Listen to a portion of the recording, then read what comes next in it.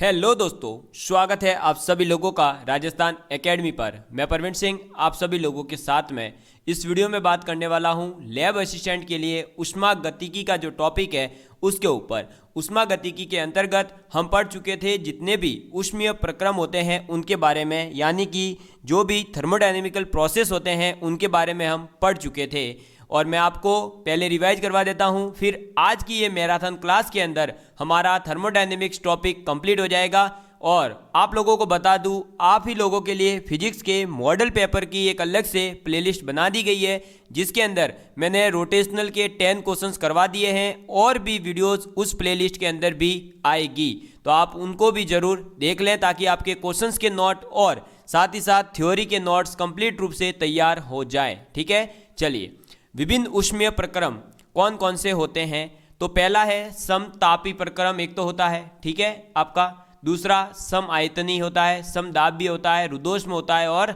चक्रीय प्रक्रम होता है। समतापी के अंदर क्या होता है? समतापी के अंदर क्या होता है?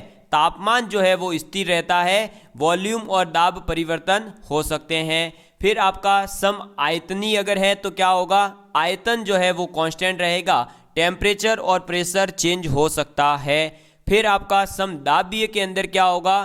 प्रेशर जो है वो सेम रहेगा, बाकी चीज़ें चेंज हो सकती है। रुद्धोष्म के अंदर क्या होता है? अरे एडियाबैटिक प्रोसेस के अंदर क्या होता है दोस्तों? ऊष्मा का आदान प्रदान नहीं होता है। और चक्रीय प्रक्रम के अंदर क्या होता है? इंटरनल एनर्जी जो है वो जीरो होती है। क्यों? क्योंकि प्रोसेस जहाँ से शुरू हुआ था वहीं आकर के चक्र पूरा वापस होता है, इसीलिए इसकी डी जो होती है वो जीरो होती है। अब हम बात करते हैं आगे की। तो आगे की अगर हम बात करें तो अब चक्रीय प्रक्रम के बाद में आपको एक मैं नोट पॉइंट लिखवा रहा हूं, पहले तो उसको लिख लीजिए। ये नोट पॉइंट आपको याद रखना है। ये नोट पॉइंट आपके ग्राफ के जब क्वेश्चन आते हैं तो वहां आपको सहायता प्राप्त होगी। आपको लिख सकते हैं समतापी व रुद्धोष्म, समतापी व रुद्धोष्म वक्रों की प्रवणता। क्या है क्वेश्चन? समतापी और रुद्धोष्म यानी कि आइसोथर्मल प्रोसेस और जो एडियाबैटिक प्रोसेस होता है उनका अगर कर्व बनाया जाए, उनका ग्राफ बनाया जाता है अगर, तो उनके ग्राफ का जो प्रवणता यानी स्लोप होगा उनके बीच एक रिलेशन होता है जो मैं आप लोगों को लिखवाने जा रहा हूं। तो आप ग्राफ अगर बनाना चाहें तो बना सकते हैं। ये रहा हमारा ग्राफ, इसके अंदर ये है V, ये है P, यानी PV ग्राफ है। ठीक है, अब इसके अंदर जो ये वक्र है ये है समतापी वक्र। कैसा वक्र है? समतापी वक्र है। और हमारा ये जो वक्र है एक, ये कौन सा वक्र है? ये है रुद्धोष्म वक्र। कैसा है? रुद्धोष्म वक्र। ठीक है, तो एक है समतापी वक्र और एक है आपका रुद्धोष्म वक्र। हम इस समतापी को नाम दे देते हैं x और रुद्धोष्म को नाम देते हैं y। समझ में आ गई बात? तो इन दोनों के जो आपका स्लोप होगा वो क्या होगा दोस्तों? समतापी के लिए भी P/V और रुद्धोष्म के लिए भी P/V। तो इसका मतलब dP/dV किसका? रुद्धोष्म प्रक्रम के लिए। ये तो स्लोप किसका है? रुद्धोष्म प्रक्रम का है, बराबर हो जाएगा गामा। गामा क्या है? जो मैं आप लोगों को बता चुका हूं पीछे ही, क्या होता है गामा? CP/CV। ठीक है, इंटू dP/dV किसका? समतापी का। समझ में आ गई बात? अरे समझ में आई क्या नहीं? dP/dV रुद्धोष्म का लेंगे और समतापी का लेंगे। इन दोनों के बीच रिलेशन ये होता है कि रुद्धोष्म प्रक्रम का जो आपका स्लोप आएगा उसके बराबर में ही होगा समतापी का, लेकिन गामा गुना अधिक होता है। यानी हम ये कह सकते हैं कि समतापी प्रक्रम का गामा गुना प्रवणता होती है रुद्धोष्म प्रक्रम की। इसका मतलब क्या हुआ? रुद्धोष्म प्रक्रम की जो प्रवणता होगी वो समतापी वक्र से अधिक होगी। ठीक है दोस्तों, ये रिलेशन आप एक याद रखना, ठीक है। इसको, ये गामा टाइप का नहीं दिख रहा, इसको गामा टाइप का कर देते हैं। ये लो, ये गामा है और इसकी वैल्यू क्या होती है मैं पहले भी बता चुका हूँ, CP/CV, ठीक है। चलिए अब बात करते हैं नेक्स्ट, आगे का जो कॉन्सेप्ट है आपका वो क्या आ जाता है दोस्तों, उत्क्रमणीय और अनुत्क्रमणीय जो प्रोसेस होते हैं, यानी रिवर्सिबल एंड इरिवर्सिबल जो प्रोसेस होता है उसके बारे में। तो आप लिख लीजिए, ये हमारे आगे काम आने वाले हैं, क्योंकि अभी हम इसके बाद क्या पढ़ने वाले हैं, थर्मोडायनेमिक्स का सेकेंड लॉ। तो आप लिख लीजिए उत्क्रमणीय तथा अनुत्क्रमणीय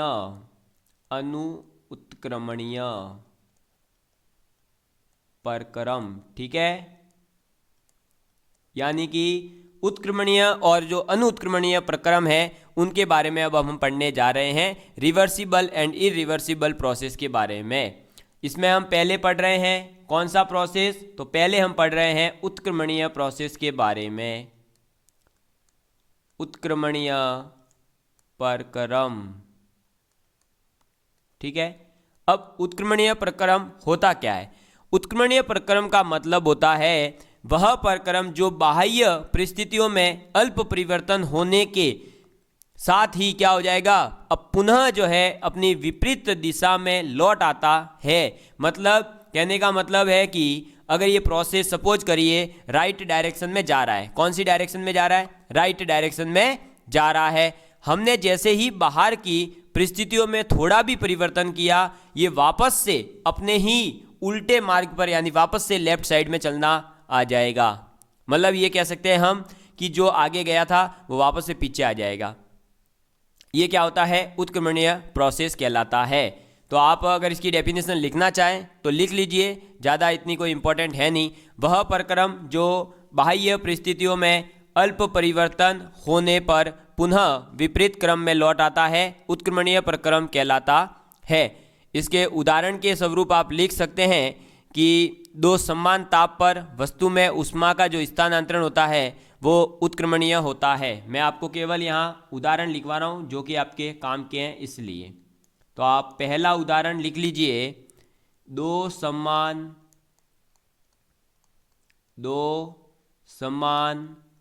ताप पर वस्तु, दो समान ताप पर वस्तु में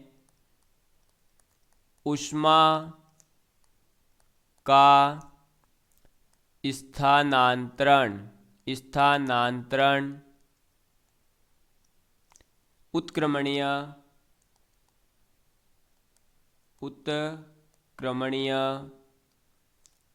होता है, ठीक है।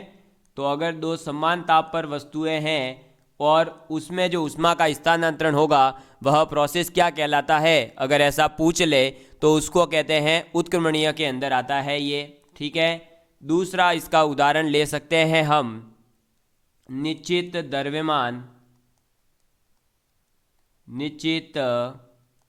द्रव्यमान के जल को नियत ऊष्मा की मात्रा देने पर, नियत ऊष्मा की मात्रा देने पर वाष्प में बदलना व फिर उतनी ऊष्मा वाष्प से वापस लेने पर जल का द्रव्यमान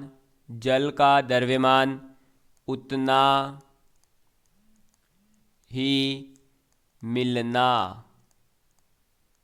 तो ये क्या है, हम समझेंगे पूरा प्रोसेस। ये दो एग्जाम्पल आपको उत्क्रमणीय प्रक्रम के अंदर याद रखने हैं। ये दो जो है प्रक्रम कौन कौन से हैं, तो देखिए, एक है कि दो समान ताप पर अगर वस्तुएं हैं और उसमें ऊष्मा का स्थानांतरण हो रहा है तो ये प्रक्रम क्या कहलाएगा, उत्क्रमणीय प्रक्रम कहलाता है। ठीक है, एक तो ये याद रखना। दूसरा, अगर निश्चित द्रव्यमान के जल को आपने क्या करा, नियत ऊष्मा देकर के वाष्प में बदल दिया। ठीक है, अब वो वाष्प में बदलने के बाद में फिर उतनी ही ऊष्मा वाष्प से वापस अगर हम ले लें तो वो वापस जल में बदल जाता है। क्या हो जाता है, वापस से जल में बदल जाता है, तो उतना ही द्रव्यमान हमें मिलता है। तो इस प्रक्रम को हम क्या कह सकते हैं, इसको भी हम कह सकते हैं उत्क्रमणीय, क्योंकि हमने क्या करा, जल से वाष्प बनाया, वाष्प से वापस जल बना दिया। समझ में आ गई बात? ठीक है, तो ये था आपके उत्क्रमणीय प्रक्रम के दो जो है क्या हो गए दोस्तों, अरे ये दो क्या हो गए, उदाहरण हो गए। चलिए अब आगे बात करते हैं। तो आगे आ जाता है हमारे अनुत्क्रमणीय प्रक्रम। ठीक है, इनकी डेफिनेशन इसलिए नहीं लिखवा रहा हूँ कि नहीं पूछी जाएगी आपसे, डेफिनेशन आपके क्वेश्चन सॉल्व करने आने चाहिए आपको, तो आपको क्वेश्चन सॉल्व करना मैं सिखा रहा हूँ। ठीक है, चलो दूसरा प्रोसेस जो है वो आ जाएगा अनुत्क्रमणीय प्रक्रम। अनुत्क्रमणीय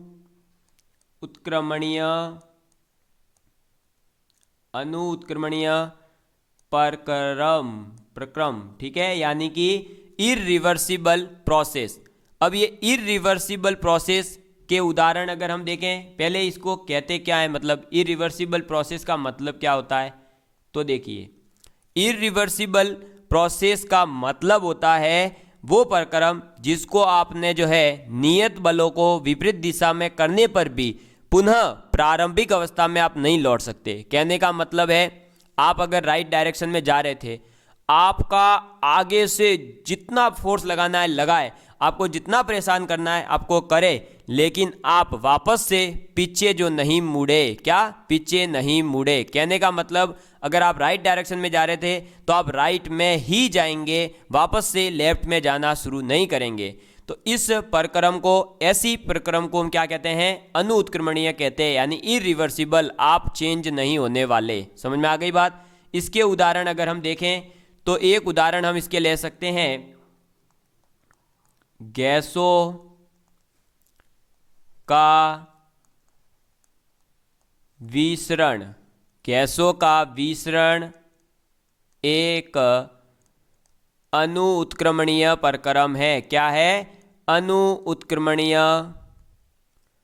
प्रक्रम है। एक तो ये याद रखना है। ठीक है, दूसरा इसका एग्जाम्पल मैं आपके सामने रख रहा हूं कि किसी विद्युत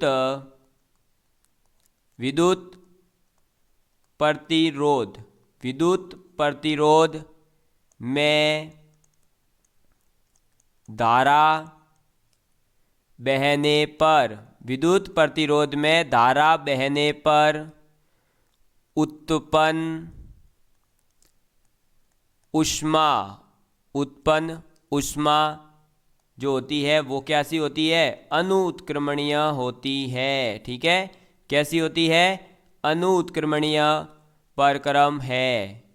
ये बात आपको याद रखनी है। ठीक है, तो अनुत्क्रमणीय और उत्क्रमणीय प्रक्रम क्या क्या है? उत्क्रमणीय प्रक्रम वे होते हैं जो जा रहे थे अगर राइट डायरेक्शन में, लेकिन थोड़ा भी किसी ने परेशान कर दिया तो वापस से अपनी दूसरी यानी विपरीत दिशा में चलना शुरू कर देते हैं, उनको तो कहते हैं उत्क्रमणीय प्रक्रम। इनके दो उदाहरण हैं आपके सामने मैंने रखे। दो समान ताप के ऊपर अगर वस्तु है तो उसमें जो ऊष्मा का स्थानांतरण होगा वो उत्क्रमणीय कहलाएगा। अनुत्क्रमणीय प्रक्रम जो है उसमें क्या होगा, आपके पुनः आप प्रारंभिक अवस्था में नहीं आ सकते, यानी बैकवर्ड डायरेक्शन में आपकी जो है आपके क्या नहीं होगा, अरे पीछे की ओर जो है आप नहीं जाएंगे। प्रक्रम जो होगा वो आगे चल रहा था तो आगे ही जाएगा, पीछे नहीं आ सकते। इसके दो उदाहरण हैं, गैसों का विसरण एक अनुत्क्रमणीय कहलाता है, साथ ही साथ किसी भी विद्युत प्रतिरोध में अगर धारा बह रही है और उसमें उत्पन्न जो ऊष्मा होगी तो वो ऊष्मा अनुत्क्रमणीय, उस ऊष्मा से आप वापस जो है धारा को नहीं बहा सकते। समझ में आ गई बात? कहने का मतलब, इसका एक एग्जांपल दूं तो आपके घर पे बल्ब है, बल्ब को आपने चालू करा तो बल्ब चालू हुआ तो बल्ब थोड़ा सा गर्म हुआ होगा। क्या हुआ होगा? गर्म हुआ होगा। लेकिन बल्ब के गर्म होने से अब ये नहीं है कि बल्ब जब ठंडा होगा तो वो वापस से जो है आपको वाइप अपने आप चालू हो जाएगा। नहीं, बल्ब तो ठंडा हो चाहे गर्म हो, जो ऊष्मा उत्पन्न हुई थी वो उत्पन्न ही रहेगी। समझ में आ गई बात? मतलब उससे ऐसा नहीं है कि आपके पहले आपने लाइट चालू करी थी तो उसको हीट लगी है, अब वो हीट कंजर्व रहेगी और बाद में जब बंद कर दोगे आप बटन तो उसको वापस से जो है वापस मिल जाएगी और वापस चालू होगा। ऐसा नहीं होता है। समझ में आ गई बात? ठीक है, तो अनुत्क्रमणीय और उत्क्रमणीय का प्रोसेस क्या था आपको समझ में आ चुका होगा। अब हम बात करते हैं किसकी दोस्तों?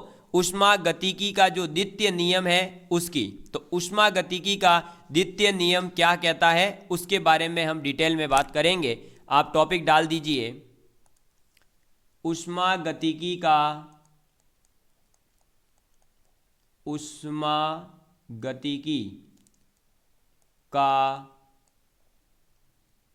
द्वितीय नियम। ठीक है, ऊष्मागतिकी का द्वितीय नियम, second law of thermodynamics. Second law of thermodynamics क्या कहता है? सेकेंड लॉ ऑफ थर्मोडायनेमिक्स, तो पहले हम ये समझे कि फर्स्ट क्या कह रहा था, एक बार रिवाइज करें। तो प्रथम नियम ये कह रहा था कि भाई आपके ऊष्मा और जो कार्य में तुल्यता होती है उसे हम क्या कह सकते हैं? प्रथम नियम, यानी तुल्यता का नियम हम कह सकते थे। कार्य का ऊष्मा में और ऊष्मा का कार्य में परिवर्तन होने पर नियत कार्य में नियत ऊष्मा की मात्रा और नियत ऊष्मा में नियत कार्य की मात्रा उत्पन्न होती है। यही था हमारा first law, D Q equal to D U plus D W. ठीक है, अब हम बात कर रहे हैं किसकी? ऊष्मागतिकी के द्वितीय नियम की। तो ऊष्मागतिकी का जो द्वितीय नियम है उसमें हमें एक बात तो याद रखनी है कि इसको प्रथम नियम का पूरक कह सकते हैं। क्या कह सकते हैं? पूरक कह सकते हैं।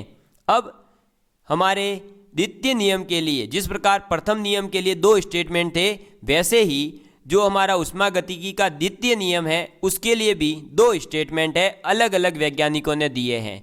एक स्टेटमेंट तो दिया गया है केल्विन और प्लांक ने, जिसे हम कहते हैं statement of kelvin and Planck.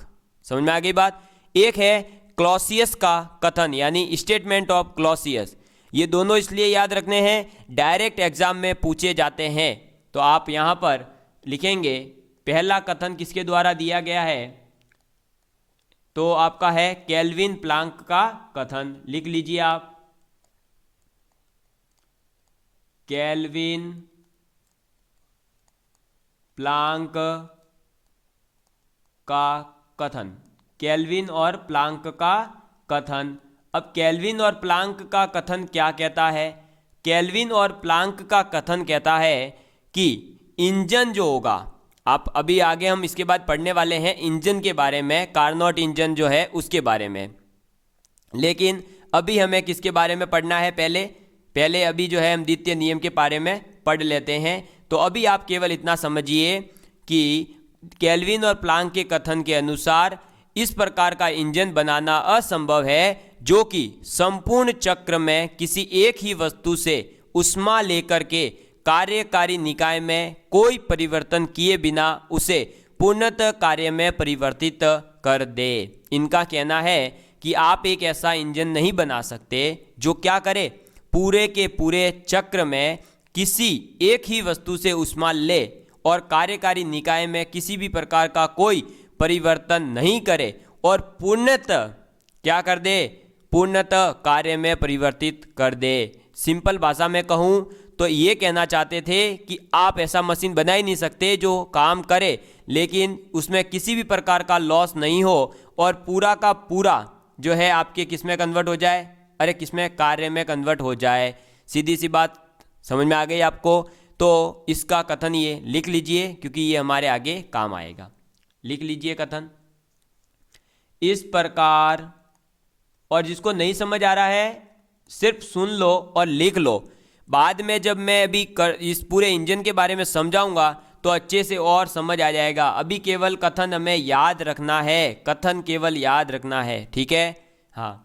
इस प्रकार का इंजन बनाना, इस प्रकार का इंजन बनाना असंभव यानी कि मुमकिन ही नहीं है, असंभव है, जो कि संपूर्ण, और सीधा लो। चलो एक और इसको अगर इजी से इजी वे में बताऊं तो ये द्वितीय नियम यही कहना चाहता है कि ऐसा आप कुछ कर ही नहीं सकते कि आप कार्य करें लेकिन उसके लिए आपको कुछ मिले ही नहीं। सीधी सी बात ये है, इसके कहने का मतलब केवल इतना है, ठीक है। जो कि संपूर्ण चक्र में किसी एक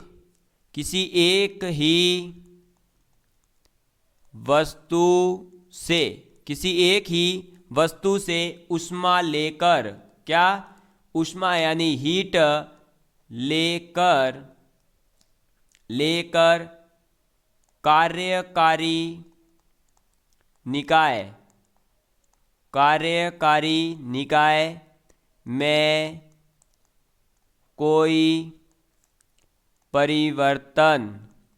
परिवर्तन किए बिना उसे पूर्णतः कार्य में परिवर्तित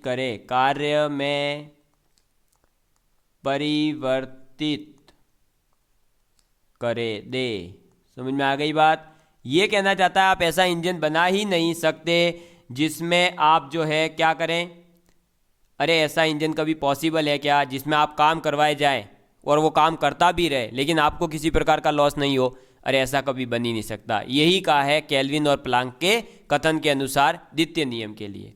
अब एक हमारे दूसरा स्टेटमेंट आता है किसके द्वारा? क्लॉसियस जी का कथन है। अब ये क्लॉसियस क्या कहते हैं? तो क्लॉसियस का कथन, ठीक है। क्लॉसियस के कथन के अनुसार क्लॉसियस कहते हैं कि किसी भी चक्रीय प्रक्रम में कार्यकारी पदार्थ द्वारा निम्न ताप वाली वस्तु से उच्च ताप वाली वस्तु की ओर ऊष्मा का प्रवाह नहीं हो सकता जब तक कि कार्यकारी पदार्थ पर बाह्य कार्य नहीं किया जावे। मतलब कहने का ये है कि आप ऐसे चक्रीय प्रक्रम के अंदर ऐसे किसी भी कार्यकारी पदार्थ, उसके अंदर जो भी एक पदार्थ होगा ना भाई, कार्यकारी पदार्थ यानी जिसके ऊपर आप काम कर रहे हैं इंजन के, ठीक है। तो कार्यकारी पदार्थ निम्न ताप से लेकर के एक सेकंड दोस्तों, निम्न ताप से लेकर के उच्च ताप वाली वस्तु की ओर ऊष्मा का प्रवाह हो, ऐसा नहीं हो सकता। क्लॉसियस जी का कहना है कि कार्यकारी पदार्थ द्वारा निम्न ताप से उच्च ताप वाली वस्तु की ओर ऊष्मा का प्रवाह नहीं हो सकता है, ठीक है, जब तक कि कार्यकारी पदार्थ के ऊपर आप एक बल नहीं लगा देते। अलग से अगर आपने बल लगा दिया तो फिर वो जो है क्या करेगी दोस्तों, फिर वो जो है आगे जा सकती है या फिर निम्न ताप से उच्च ताप की ओर जा सकती है। यही है किसका नियम? क्लॉसियस जी का द्वितीय नियम। तो आप लिख सकते हैं। और इनका क्या उपयोग है द्वितीय नियम में, रेफ्रिजरेटर में और कार्नोट में, ये भी चीज़ें समझनी बहुत ज़रूरी है जो मैं आपको आगे समझाऊंगा। तो क्लॉसियस जी का कथन कहता है कि किसी भी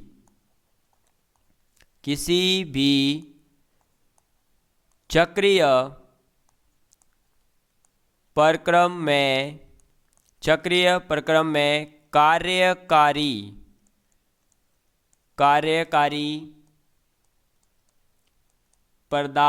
कार्यकारी पदार्थ द्वारा निम्न यानी कि लो टेम्परेचर LT वस्तु से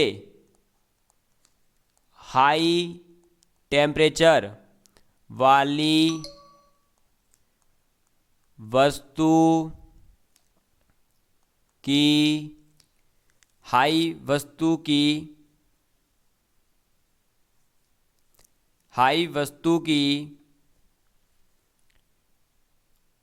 और ऊष्मा का प्रवाह नहीं हो सकता, नहीं हो सकता जब तक कि कार्यकारी पदार्थ पर, कार्यकारी पदार्थ पर बाह्य कार्य नहीं किया जाए या नहीं किया जावे, नहीं किया जाए। समझ में आ गई बात। ये दोनों स्टेटमेंट, मुझे पता है आपको लग रहा होगा क्या सर ये थ्योरी लिखवा रहे हो। भाई स्टेटमेंट याद करना बहुत ज़रूरी है, क्योंकि ये स्टेटमेंट से जो है आप लोगों को क्वेश्चन पूछे जाते हैं। समझ में आ गई बात, इसलिए ये स्टेटमेंट मैंने आपको लिखवा दिए हैं। तो द्वितीय नियम क्या कहता है, बस इतना सा ये दोनों स्टेटमेंट याद रख लेना। द्वितीय नियम सिंपल भाषा में समझाऊँ तो यही कहता है कि जब तक आगे वाले को कोई प्रॉफिट नहीं हो रहा तो वो आपके लिए कोई काम नहीं करेगा। जैसे कि सीधी सी बात अगर और सिंपल लैंग्वेज में समझाऊँ तो आप ये बताइए कि अगर मुझे आप लोगों ने चैनल को सपोर्ट नहीं किया तो क्या मैं आप लोगों के लिए क्लास लगा पाऊंगा? नहीं लगा सकता, सीधी सी बात है। तो यही ये कहना चाहते हैं कि ऐसा कोई इंजन बना ही नहीं सकते जिसके अंदर कार्य हो लेकिन किसी भी चीज़ की ज़रूरत ही नहीं पड़े या किसी चीज़ का उसमें हमें लॉस ही नहीं हो, बस हमें जो है फ़ायदा ही फ़ायदा हो। ऐसा कभी हो सकता है क्या? या केवल कार्य ही होता जाए मशीन से, ऐसा हो सकता है क्या? नहीं हो सकता। बस यही कहना चाहता है ये ऊष्मागतिकी का द्वितीय नियम। समझ में आ गई बात। चलो अब हम बढ़ते हैं आगे। जिस इंजन की हम बात कर रहे हैं लगातार, और आप लोगों के मन में जो होगा कि सर ये कारनॉट है क्या, ये रेफ्रिजरेटर है क्या, इनका सिद्धांत है क्या, ये चीज़ें अगर आपको टेंशन देती है तो इस चीज़ के टेंशन को आपको अब जो है मैं कम करने जा रहा हूँ। समझ में आ गई बात। चलिए तो आप लिख लीजिए दोस्तों, अब जो है आपका टेंशन कम होने जा रहा है। तो हम सबसे पहले लिखेंगे किसके बारे में? अरे किसके बारे में? हम लिखेंगे कारनॉट इंजन और इसकी दक्षता। तो आप लिखिए कार्नो इंजन व उसकी दक्षता। ठीक है, तो कारनॉट इंजन क्या होता है और इसकी दक्षता क्या होती है, इसके बारे में हम समझने जा रहे हैं। इसके लिए आपको जो है मैं एक डायग्राम बनवा देता हूं, उस डायग्राम को आप बनाइए ताकि आप लोगों को जो है ये पता रहे कि भाई कहाँ क्या हो रहा है। ठीक है, चलिए ये डायग्राम बनाएंगे हम सभी। जल्दी से बना लीजिए, आप भी मेरे साथ ही नोट्स बनाए ज़रूर, मैं ये आपको रिकमेंड कर रहा हूँ। सिलेक्शन के लिए ज़रूरी है, हमने भी किया तो आपको भी करना ही पड़ेगा, और सिलेक्शन चाहिए तो करना ही पड़ेगा। ये लीजिए, ठीक है। अब देखिए ये यहाँ लगा देंगे हम, ये है हमारा पिस्टन। क्या है? पिस्टन। ठीक है, ये जो है दीवार है ये कैसी है? कुचालक। कैसी दीवार है? कुचालक है। और इसके अंदर जो है हमने कार्यकारी पदार्थ, यानी जिसकी हम बात कर रहे थे ना अभी पीछे, जो गैस है वो भरी हुई है। तो कार्यकारी पदार्थ इसके अंदर हमने भर दिया, और अभी हमारा कार्यकारी पदार्थ गैस है। ये जो नीचे का पोर्शन है ये सुचालक है। कैसा है? सुचालक। ठीक है, ये जो है ऊपर का पोर्शन इसका, ये है सुचालक। ये आप लिख सकते हैं सुचालक। ठीक है, जिसको हम कह रहे हैं सिंक। क्या कह रहे हैं? सिंक। इसके टेम्परेचर है T2। ये भी ऊपर से क्या है? सुचालक। क्या है? सुचालक। और ये है सोर्स यानी कि स्रोत, जिसका टेम्परेचर है T1। ठीक है, और ये कुचालक स्टैंड। कुचालक स्टैंड ये है आपके कार्नोट इंजन। ये क्या है? Karnaugh engine. ये डायग्राम जो आपको दिख रहा है ना, ये कार्नो इंजन का डायग्राम है। इसके अंदर क्या क्या होते हैं ये पूछा जा सकता है। तो एक होता है सिंक, एक होता है स्रोत, एक होता है कार्यकारी पदार्थ, एक होता है पिस्टन। ठीक है, इन सब के माध्यम से ये जो है आपका जुड़ा रहता है। अब देखिए दोस्तों, इसके अंदर आपको बताता हूं मैं एक एक चीज के बारे में।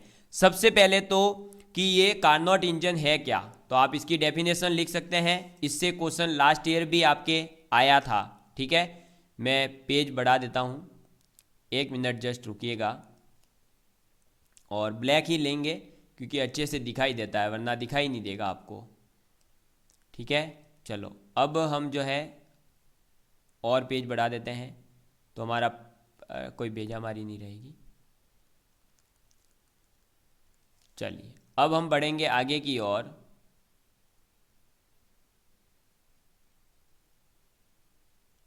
ये हमारी फाइल। चलिए, तो अब आप लिखना स्टार्ट करेंगे किसके बारे में। सबसे पहले तो ये इंजन क्या होता है। ठीक है, तो आप लिखिए, ये युक्ति या ये जो इंजन है ये एक ऐसा पदार्थ, ये ऐसा एक मशीन होता है जो ऊष्मीय ऊर्जा को, किसको, ऊष्मीय ऊर्जा को, हीट एनर्जी को यांत्रिक ऊर्जा में परिवर्तित करने का काम करता है। ठीक है, तो ये लिख लीजिए, यह इंजन या फिर वो इंजन, ये आप यहाँ पर वह कर दीजिए, वरना और कई बच्चे कमेंट करेंगे यह कौन सा था सर। तो देखो, वह इंजन जो ऊष्मीय ऊर्जा, किसको, ऊष्मीय ऊर्जा को यांत्रिक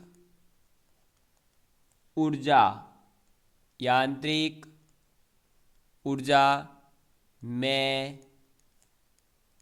परिवर्तित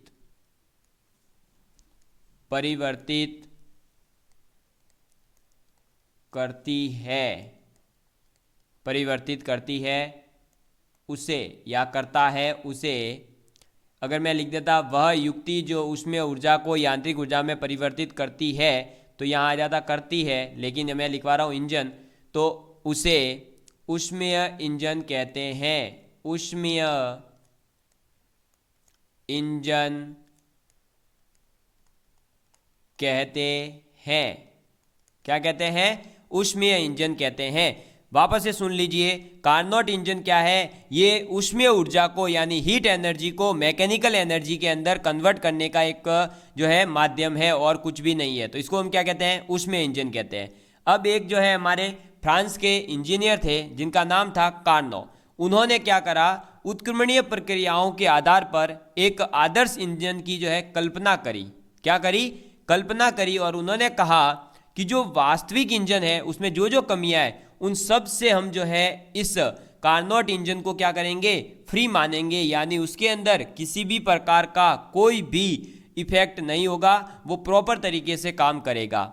यानी इनका कहना था हम ऐसा मशीन बनाएंगे जिसकी दक्षता यानी जिसकी एफिशिएंसी 100% होगी, लेकिन ऐसा इंजन कभी भी बनाना पॉसिबल नहीं है। ये केवल और केवल आदर्श इंजन की बात की जा सकती है, लेकिन ऐसा इंजन बन ही नहीं सकता है, और वही नहीं बन सकता उसी स्टेटमेंट को हमने ऊष्मागतिकी का द्वितीय नियम कहा है। समझ में आई बात। तो द्वितीय नियम क्या था, पीछे जो बताया वो यही चीज है। अब देखिए, इसके अंदर जो मैंने अलग अलग आपको नाम लिखवाए हैं, स्रोत यानी कि ऊष्मा स्रोत। तो पहला स्टेटमेंट आप ऊष्मा स्रोत के बारे में लिखेंगे कि ये होता क्या है।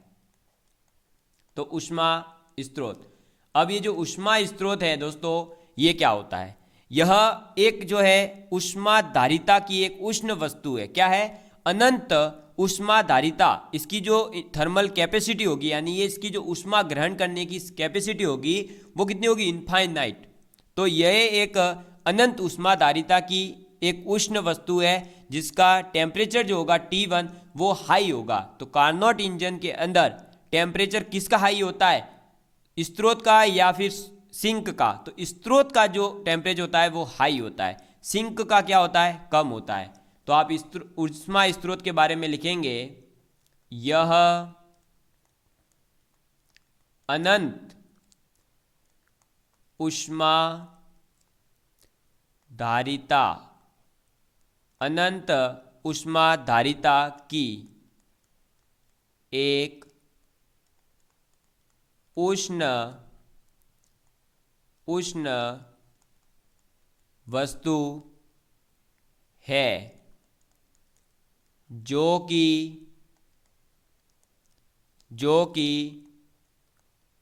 उच्च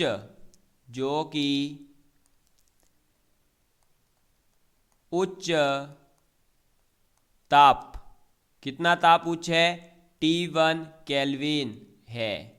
समझ में आ गई बात। तो ये याद रखना, हाई टेम्परेचर किसका होता है, ऊष्मा स्रोत का जो टेम्परेचर है वो हाई होता है, क्योंकि आगे आपके कार्नोट इंजन में सिर्फ वो टेम्परेचर देगा। आपको खुद को समझना होगा जो हाई टेम्परेचर है वो किसका है, सिंक का है या फिर ऊष्मा स्रोत का है। ठीक है, चलिए दूसरा जो आपका है पार्ट वो है सिलेंडर, या हम इसके साथ में एक और कह सकते हैं पिस्टन। अब ये सिलेंडर कहाँ से आ गया सर, आपने तो नहीं लिखवाया, बता रहा हूँ कहाँ से आया।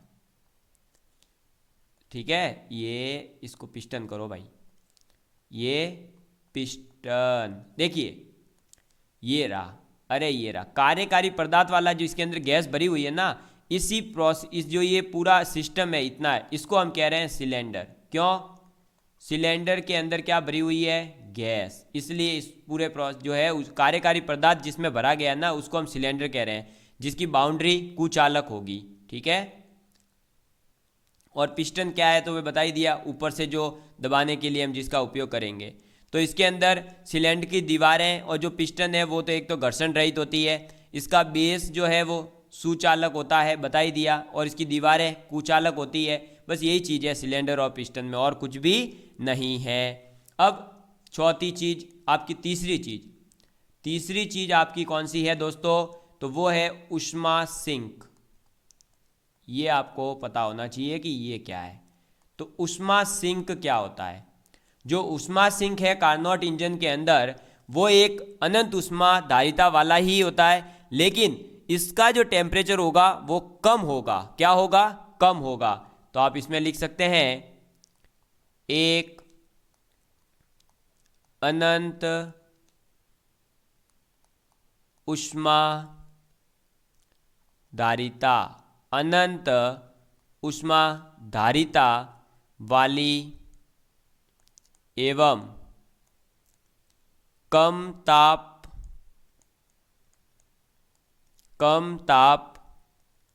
T2 केल्विन की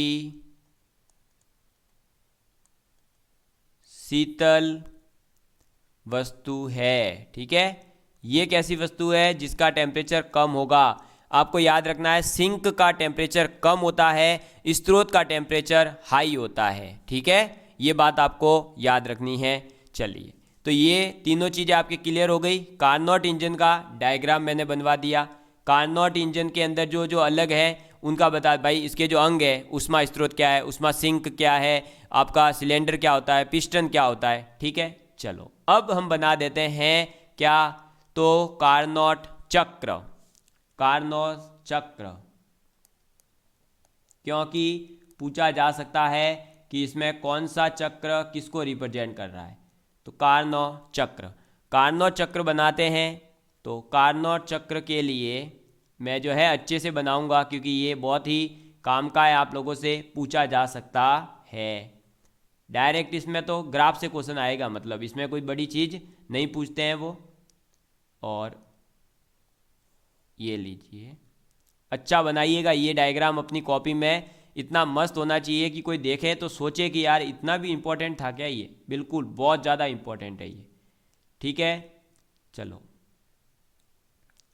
ये थोड़े थोड़े टेढ़े हैं, पूरे स्ट्रेट नहीं होते हैं। ये लो, ठीक है, ये बना दिया। अब इन सब को यहाँ पर मिलाएंगे हम, ग्राफ को कहाँ पर, नीचे। एक इस बिंदु से मिलेगा, एक इस बिंदु से मिलेगा, एक इस बिंदु से मिलेगा। ये थोड़ा सा टेढ़ा करके मिलाना ताकि आपको पता रहे कि भाई कौन सा कहाँ मिल रहा है। वैसे ये 3D में पीछे मिल रहे हैं, आपको पता ही है वैसे तो। ठीक, अब देखो इनका कर दो नामकरण। तो नामकरण करेंगे, ये हो जाएगा ए, ये हो जाएगा बी, ये हो जाएगा सी, ये हो जाएगा डी। ठीक, ए जो है इसका प्रेशर मान लो P1 है, वॉल्यूम V1 है और T1 टेम्परेचर है। ऐसे ही इसका P2, V2 और T1, इसका मतलब क्या हुआ, ये AB जो है ये समतापीय है। ऐसे ही B से C पर आते हैं तो C बिंदु के लिए आप लिखेंगे P3, V3 और T2 यानी टेम्परेचर चेंज। अब यहाँ से D बिंदु के लिए आते हैं तो क्या हो जाएगा P4, V4, T2। ठीक है, ये लिख दिया। अब देखिए इसके अंदर ये अलग अलग नामकरण है। A से B जो प्रोसेस है ये है कैसा, समतापीय है। ठीक, और जो B से C है ये कैसा है, ये है रुद्धोष्म।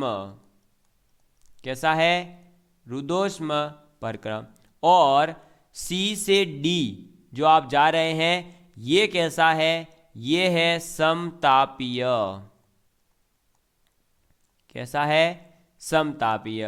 और D से A जो जा रहे हैं ये कैसा है, रुद्धोष्म। कैसा प्रक्रम है, रुद्धोष्म प्रक्रम है। ठीक है, और ABCD नाम दे दिया। अब आपको बता दूं भाई सीधी सी बात, यहाँ अगर ये टच हो रहा है और ये जो है आपका एक्सिस आयतन को रिप्रेजेंट कर रहा है, किसको, आयतन यानी कि वॉल्यूम V को, और जो ये है आपका ये रिप्रेजेंट कर रहा है P यानी कि दाब को। समझ में आ गई बात। अब देखो तो जो ये हमारा C बिंदु है इसके लिए ये मिल रहा है N बिंदु के ऊपर, ये जो B बिंदु है ये मिल रहा है M के ऊपर, ये जो A बिंदु है ये मिल रहा है K के ऊपर और D बिंदु L के ऊपर। यहाँ वॉल्यूम V1 यहाँ वॉल्यूम V1 L के ऊपर V4 है और N यानी C पर कितना है V3 और M यानी कि V2। समझ में आ गई बात। तो ये इनका कार्नोट चक्र जो है ये बना दिया हमने। अब आपसे यहाँ ये पूछा जा सकता है कि इसके अंदर कार्नोट चक्र के अंदर कितने प्रक्रम होते हैं, तो टोटल 4 प्रक्रम होते हैं। उन 4 में से 2 होते हैं रुद्धोष्म प्रक्रम और 2 होते हैं समतापीय प्रक्रम। ठीक है, ये बात आपको एक तो याद रखनी है। अब इसके अंदर आपको जो है अगर पूछ ले कि बताओ भाई AB प्रक्रम के लिए कार्य कितना होगा, तो समतापीय के लिए कार्य कितना होता है, nRT log V2/V1 या फिर P1/P2। ये मैं पीछे आपको बता चुका हूँ, तो आप निकाल लेंगे ना।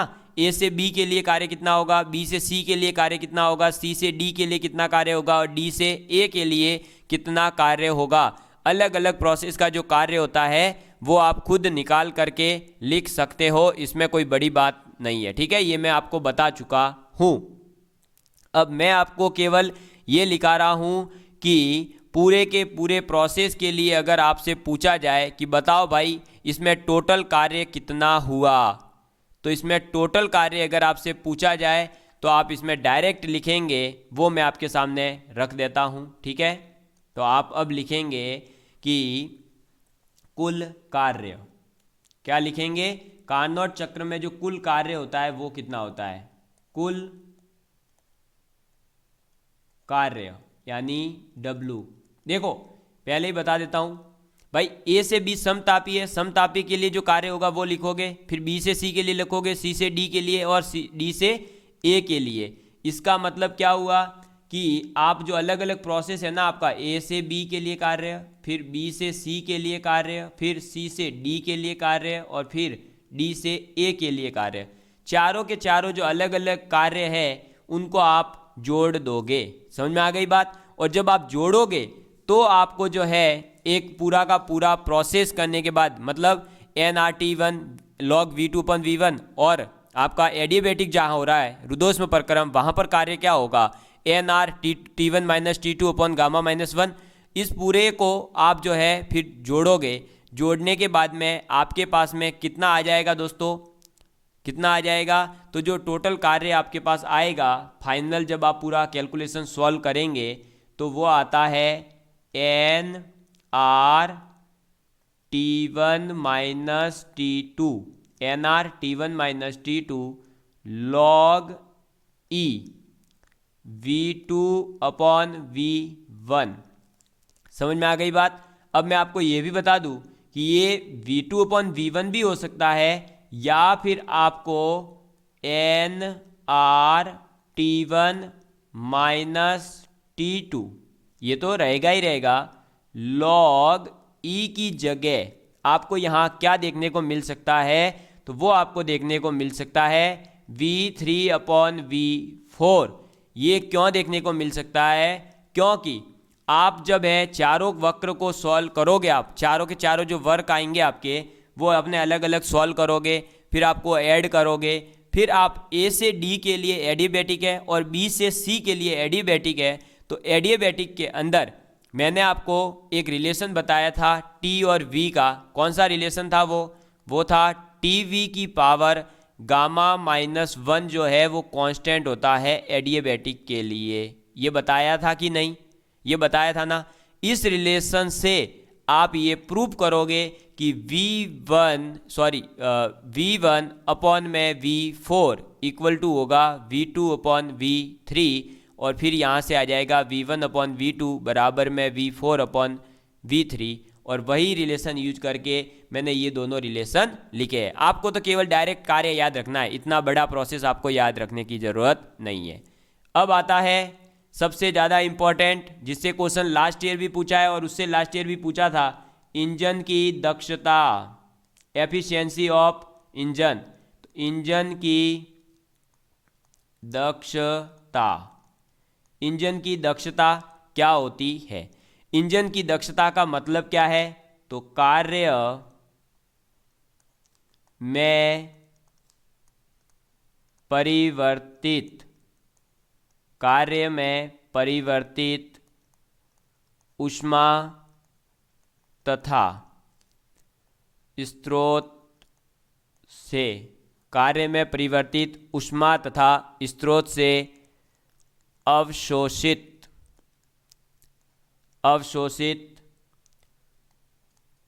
ऊष्मा के अनुपात, अवशोषित ऊष्मा के अनुपात को इंजन की दक्षता यानी कि नीटा कहते हैं। ठीक है, तो इंजन की दक्षता का मतलब है कार्य में परिवर्तित ऊष्मा और स्रोत से अवशोषित ऊष्मा दोनों का जो अनुपात है उसको कहते हैं इंजन की दक्षता। ठीक है, और ये हो गया नीटा से इसको रिप्रेजेंट किया जाता है। नीटा बराबर होता है कार्य में परिवर्तित ऊष्मा अपॉन वस्तु से अवशोषित ऊष्मा। ठीक है, इस अनुपात को ही हम क्या कह रहे हैं, नीटा। और ये जो बराबर होगा, तो देखो कार्य में परिवर्तित ऊष्मा ये था W, और ये W जो होता है ये किसके बराबर होता है, अरे ये होता है Q1 minus Q2, Q1 minus Q2। अब ये Q1 और Q2 क्या है, अरे भाई साहब कार्नोट इंजन के अंदर जो है आपके पास में ऊष्मा भी होगी दी हुई। ठीक है, तो ये है हमारी Q1 माइनस Q2, और ये हो जाएगा इधर क्या Q1 माइनस Q2 अपॉन में अवशोषित ऊष्मा यानी कि Q1, और ये हो जाएगा कितना W अपॉन में Q1। ठीक है, अगर आपको और समझना है डायग्राम के अंदर ही तो बता दूं कि जब आप अंदर स्रोत से Q1 एनर्जी डालोगे, प्रोसेस होकर के बाहर जो एनर्जी निकलती है, वर्क जो निकलेगा वो होता है Q2। ठीक है, मतलब जो उसमें आपने दी वो थी Q1 अवशोषित होने वाली, और बाहर जो निकली वो थी Q2। तो Q1 और Q2 का जो डिफरेंस हुआ वो तो कार्य में खर्च हो गई, यानी वो हुआ क्या, कार्य, और अवशोषित ऊष्मा कौन सी हो गई, Q1। समझ में आ गई बात। अब W अपॉन क्या आ गया, Q1।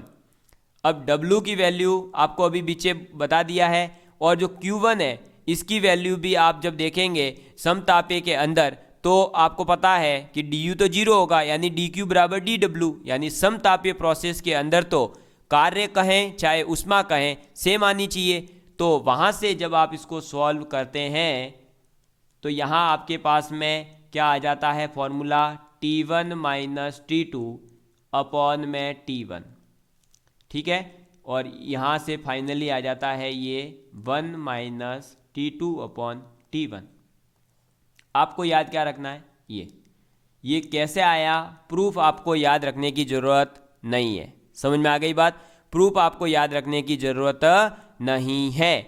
अब यहाँ पर T1 और T2 अगर इक्वल हो जाए तो 1 माइनस 1 जीरो, नीटा आ जाएगा कितना, जीरो। जीरो का मतलब क्या हुआ, अरे जीरो का मतलब क्या हुआ कि आपने यांत्रिक ऊर्जा में कोई रूपांतरण नहीं किया, यहाँ पर कोई भी मतलब नहीं निकलेगा, सीधी बात ये है। ठीक है, चलिए अब आगे बात करते हैं। ये था हमारे इंजन की दक्षता के ऊपर जो क्वेश्चन पूछे गए हैं। लास्ट ईयर भी आपके कई क्वेश्चन ऐसे पूछे गए हैं, आपको बता दूं, आपको याद रखने पड़ेंगे। ठीक है, चलिए अब बात करते हैं आगे किसके बारे में दोस्तों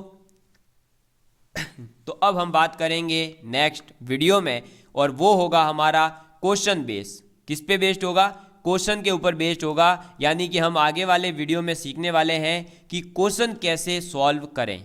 समझ में आ गई बात। ये था थर्मोडायनेमिक्स का पूरा लेक्चर कंप्लीट, और आज हमारा थर्मोडायनेमिक्स टॉपिक के जो सिलेबस में दे रखा था आपके, वो सब चीज़ें कंप्लीट हो चुकी है। देख लीजिए आप, आपका सिलेबस, सबसे पहले मैंने सिलेबस में बताया था आपको कि क्या क्या है, तो देख लीजिए आप क्या था। ऊष्मागतिकी का प्रथम नियम स्पष्ट रूप से बता चुका हूँ, कैसे क्वेश्चन आएंगे वो मैं करवाऊंगा। द्वितीय नियम बता चुका हूँ, ऊष्मा इंजन बता दिया। अच्छा, रेफ्रिजरेटर भी है, चलिए तो रेफ्रिजरेटर की बात करते हैं। हालांकि रेफ्रिजरेटर जो है यही है, ये जो आपने पढ़ा है ना अभी, बस इसके अंदर ही एक लाइन और ऐड कर दो तो वो रेफ्रिजरेटर भी आपका कंप्लीट। ये क्या थी, इंजन की दक्षता थी। क्या थी, इंजन की दक्षता। अब अगर आपसे पूछा जाए कि भाई साहब ये बताओ, क्या पूछा जाए, रेफ्रिजरेटर क्या होता है, तो रेफ्रिजरेटर का मतलब केवल और केवल इतना है कि आपका रेफ्रिजरेटर जो है वो W अपॉन Q1 डैश होता है। क्या होता है, Q1 डैश। सर ये क्या है, आप क्या बता रहे हो, हमें तो कुछ समझ ही नहीं आ रहा। अरे यार सब समझ में आएगा, देखो चलो। रेफ्रिजरेटर का मतलब क्या है पहले ये बताओ। फ्रीज एक तरह से आपके घर पे है कि नहीं है ना, बस तो वही। अब हम बात करते हैं रेफ्रिजरेटर की। तो रेफ्रिजरेटर के अंदर क्या होता है कि एक तो होता है आपका अनुत्क्रमणीय इंजन जो कि सीधी दिशा में चले, एक होता है उत्क्रमणीय इंजन जो विपरीत दिशा में कार्य करे। तब ही आपका जो है उत्क्रमणीय इंजन अनुत्क्रमणीय इंजन के द्वारा चलित एक प्रशीतक की भांति काम करता है। क्या करता है, मतलब कहने का ये है, एक होगा आपका उत्क्रमणीय इंजन, एक होगा अनुत्क्रमणीय इंजन। ठीक है, दो इंजन है आपके पास में। अब दोनों इंजन में से एक काम करेगा आपके किसकी तरह दोस्तों, एक काम करेगा अनुत्क्रमणीय इंजन की तरह, एक काम करेगा उत्क्रमणीय इंजन की तरह।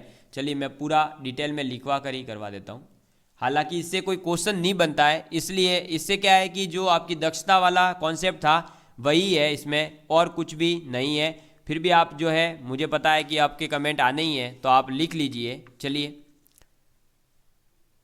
रेफ्रिजरेटर,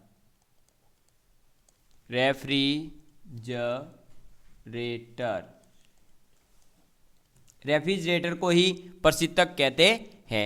अब देखिए इसके अंदर क्या होगा दोस्तों कि आपके पास में दो इंजन होंगे। कितने इंजन, दो। एक ये रहा इंजन, एक ये रहा इंजन। ठीक है, एक मान लो इरिवर्सिबल है और एक रिवर्सिबल है। समझ में आ गई बात? एक कैसा है? इरिवर्सिबल है, एक रिवर्सिबल है। तो जो इरिवर्सिबल है वो तो सीधी दिशा में जा रहा है, मतलब मान लो ऐसे जा रहा है, ठीक है। और इरिवर्सिबल जो है वो विपरीत दिशा में कार्य करे, यानी इसके अपोजिट में आ जाए। तब आपका जो ये उत्क्रमणीय इंजन है, ये अनुत्क्रमणीय इंजन के द्वारा, इस इंजन के द्वारा इसको संचालित किया जा रहा है। और जो आपका ये उत्क्रमणीय रिवर्सिबल इंजन है, ये एक प्रशीतक की तरह काम करता है, यानी कि रेफ्रिजरेटर की तरह काम करता है। लेकिन आपको यहाँ क्या याद रखना है? कुछ भी याद नहीं रखना है, कुछ भी याद नहीं रखना है। इससे कोई क्वेश्चन वोशन ऐसा नहीं बनने वाला। जहाँ तक ये फॉर्मूला आपको याद है, आपका काम हो गया। बस यही है आपका रेफ्रिजरेटर की, अगर आपसे पूछा जाए तो भी यही लिखना है आपको, तो ठीक है।